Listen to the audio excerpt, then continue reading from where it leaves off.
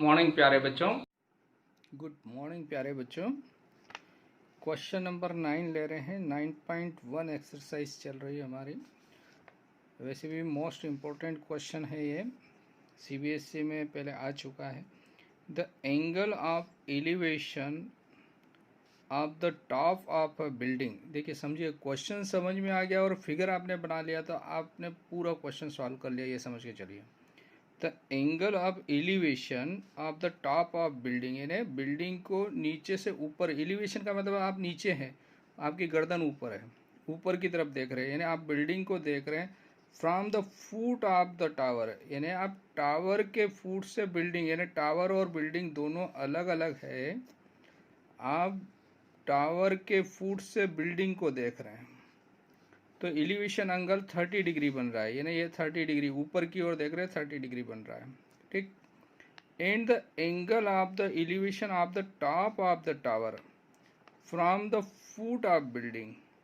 अब बिल्डिंग के फुट से आप टावर के टॉप को देख रहे हैं तो 60 डिग्री, यानी बड़ा एंगल किसका बन रहा है? टावर का।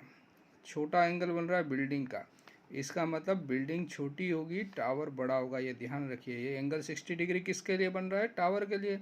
बिल्डिंग के लिए 30। तो बिल्डिंग का जब आप फिगर बनाएंगे छोटा बनेगा, टावर बड़ा बनेगा। यहाँ तक आपको क्लियर हो गया। If the tower is 50 metre high, अगर टावर की हाइट 50 मीटर दी है तो इसका मतलब बिल्डिंग की जो हाइट आएगी वो टावर से कम आएगी। आपका आंसर जो आएगा वो भी ध्यान रखना, 50 से कम होना चाहिए।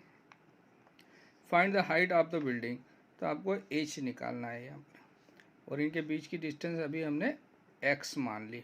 तो क्या कहा है? बिल्डिंग और टावर दोनों अपोजिट खड़े हैं, आप टावर के फुट से बिल्डिंग को देख रहे हैं, 30 डिग्री का एंगल एलिवेशन बन रहा है।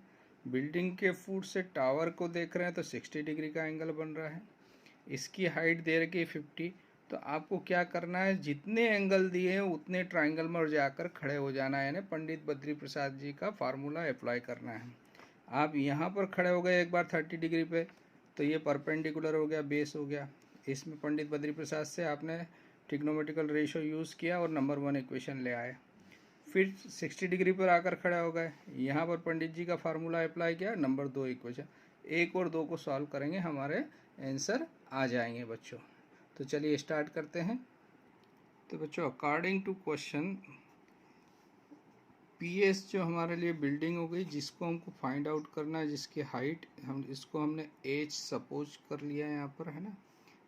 और क्यू आर हमको हाइट ऑफ द टावर दी हुई है, ये 50 मीटर है ना। और आपको दो एंगल दिए हैं, इसके लिए बिल्डिंग के लिए जो एलिवेशन एंगल बन रहा है इसका 30 डिग्री बन रहा है, टावर के लिए 60 डिग्री। तो आपको मैंने पहले भी बताया कि जितने भी क्वेश्चन बने और जितने आपको एंगल दिए हुए हैं उतने एंगल्स के लिए आप पंडित बद्री प्रसाद से कांटेक्ट करिए और उतने केस ले लीजिए। जितने 2 एंगल है तो 2 केस लीजिए और दोनों में राइट ट्रायंगल ढूंढिए। तो जैसे फर्स्ट केस लिया हमने in triangle P Q R, यानी पी क्यू आर ले रहे हैं क्योंकि एंगल 60 डिग्री है। तो 60 डिग्री के लिए राइट ट्रायंगल बन रहा है पी क्यू आर, ये राइट ट्रायंगल है, ठीक है ना। क्यू राइट एंगल है। तो इस एंगल के अपोजिट साइड हो गई है क्यू आर, मीन्स 50, यानी परपेंडिकुलर हो गया 50, और बेस को हमने एक्स ले लिया। तो परपेंडिकुलर और बेस, अब पंडित जी के पास पूछते हैं परपेंडिकुलर और बेस कितना आ रहा है भैया, ये किसके लिए बन रहा है? ये 10 के लिए बन रहा है। तब आपका सवाल बहुत आसान हो जाते हैं यहाँ से। तो अब आप क्या करिए, 10 60 degree is equal to perpendicular upon base. और 10 60 कितना होता है बच्चों? 10 60 होता है √3, और परपेंडिकुलर इसका कितना है? 50, और बेस हो गया x। तो यहाँ से आपको क्या मिल गया? √3x इजकल टू 50, और चाहे तो आप x का मान निकाल लीजिए। तो x इजकल टू 50/√3, और इसको आप नंबर 1 दे दीजिए। तो यहाँ से एक रिलेशन हो गया। बहुत आसान क्वेश्चन बन जाता है। आपको अगर फिगर बनाना आ गया और जितने एंगल है उतने ट्रायंगल में आप पंडित बद्री प्रसाद जी का फार्मूला अप्लाई कर दीजिए, तो पंडित जी आपकी सारी प्रॉब्लम सॉल्व करते चले जाएंगे। अब केस सेकंड लेते हैं बच्चों। केस सेकंड क्या लेंगे आपको पता होगा क्या, कि जो दूसरा एंगल बना हुआ है जिस ट्राइंगल में, उस ट्राइंगल का ढूंढो। तो एंगल 30 किस ट्राइंगल में बना है, PQS में। तो यहाँ पर लिखेंगे इन ट्राइंगल PQS। तो PQS ट्राइंगल में 30 डिग्री की जो अपोजिट साइड है वो परपेंडिकुलर हो जाएगी, यानी H परपेंडिकुलर हो गया और बेस हो गया आपका X। तो परपेंडिकुलर और बेस ये भी किस में आ रहा है पंडित जी के अनुसार, 10 में आ रहा है। और 10 कितना डिग्री लेंगे, तो 10 30 degree is equal to perpendicular upon base. This implies 10 30 कितना होता है बच्चों, 1/√3 is equal to perpendicular, perpendicular है H और बेस हो गया आपका X। ठीक, क्रॉस मल्टीप्लाई कर लीजिए इसको। तो दिस इम्प्लाइज अगली स्टेप में हो गया X इधर आ गया, तो X is equal to √3H। इसको नंबर 2 डाल दीजिए। अब आपका क्वेश्चन सॉल्व होने वाला है। आपको निकालना क्या है बच्चों, H निकालना है। तो H को हटाना है, यानी मतलब X को हटाना है। तो इस X का वैल्यू यहाँ से यहाँ पुट कर दीजिए। तो क्या लिख देंगे, फ्रॉम 1 and 2, 1 से X का वैल्यू यहाँ लिया है। तो क्या लिख दिया बच्चों हमने यहाँ से, X की जगह क्या नोट कर लिया, 50/√3 इस जगह। तो 50/√3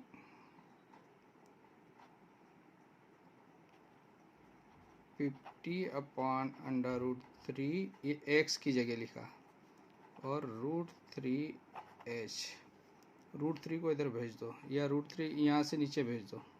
तो दिस इम्प्लाइज क्या हो गया, 50/√3 multiply √3 is equal to H। तो ये अगली स्टेप में हो गया 50/3 इज इक्वल टू H। ये हाइट ऑफ बिल्डिंग आ गई, और इसको डिवाइड कर देते हैं तो आपका फाइनल आंसर हो जाता है, दिस इम्प्लाइज 3 से डिवाइड किया तो 60 टाइम गया है ना, और ये 2 रिमाइंडर बचा बाय 3, यानी चाहे तो आप ऐसा भी लिख सकते हो, इज इक्वल टू H, या डेसिमल में भी निकाल सकते हो। और ये भी आपका करेक्ट आंसर है, ये भी लिखेंगे तब भी सही है आपका, ये भी लिखेंगे तब भी सही। तो आपको क्वेश्चन समझ में आएगा, बहुत आसान क्वेश्चन है बच्चों। 3 से डिवाइड कर दिया, 16 and 2/3 मीटर ये हाइट ऑफ बिल्डिंग हो गई। तो यहाँ से देखो बच्चों क्या करना था क्वेश्चन में, आपको जो क्वेश्चन दिया है इसमें सिर्फ मेन ध्यान रखना है एक तो फिगर बनाने का। आपने फिगर करेक्ट बना लिया तो आपको कुछ नहीं करना है, बस इतनी चीज़ों का ध्यान रखना है कि जितने एंगल है वहाँ जाके खड़े हो जाओ। आप एक 60 डिग्री तो यहाँ खड़े हो गए, तो यहाँ कौन सा राइट ट्राइंगल बन रहा है, PQR। तो PQR में आपको बेस और परपेंडिकुलर, तो बेस और परपेंडिकुलर पंडित जी से पूछा तो ये किस में आ रहा है, 10 में आ रहा है। तो 10 60 P/B लिखा आपने, और यहाँ से X का वैल्यू लेकर आ गए नंबर 1। ठीक, फिर आप 30 डिग्री पे जाके खड़े हो जाइए, और यहाँ से देखिए कौन सा राइट ट्रायंगल बन रहा है, PSQ। तो ये परपेंडिकुलर हुआ और बेस हुआ, तो परपेंडिकुलर और बेस 10 में आता है। तो 10 30 के लिए आपने रेशो लगाया तो क्या हो जाएगा, पंडित जी से पूछा तो P/B 10 30 1/√3 H/X क्रॉस मल्टीप्लाई किया, H का वैल्यू आ गया, X का वैल्यू आ गया, X इक्वल टू √3H। ये X का वैल्यू यहाँ पर पुट कर दिया ताकि H का वैल्यू हमको 50/3 मिल गया, है ना। तो यही हमारा रिक्वायर्ड है। हाइट ऑफ द बिल्डिंग क्या हो गई है, 16 and 2/3 मीटर, या 50/3 मीटर आपका रिक्वायर्ड आंसर है। Okay, thank you.